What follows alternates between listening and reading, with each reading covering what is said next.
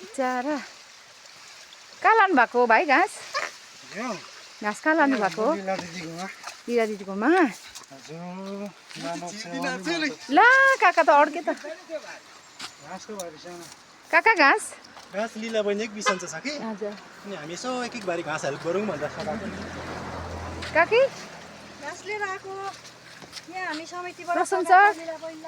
यो सङ्गठनको मूल उद्देश्य सेवा नै धर्म भन्ने जुन चाहिँ भनाइ छ नि, त्यो भनाइलाई पुरा गर्दै हाम्रो सङ्गठनकै सदस्य लीला दिदी अलिकति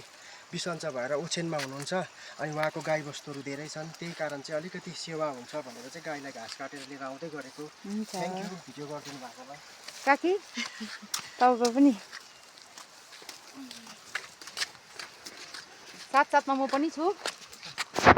म चाहिँ यहाँनिर भिडियो गर्दै गरौँ न हैसा पुगेको छु है पालै पिलो बोकेकै रिमा र मैले चाहिँ काकी र म चाहिँ पाला पिलो काका चाहिँ बाटो देखाउने गाइड गर्नु पर्यो नि त काकाको चाहिँ घाँस फुस्क्यो होला है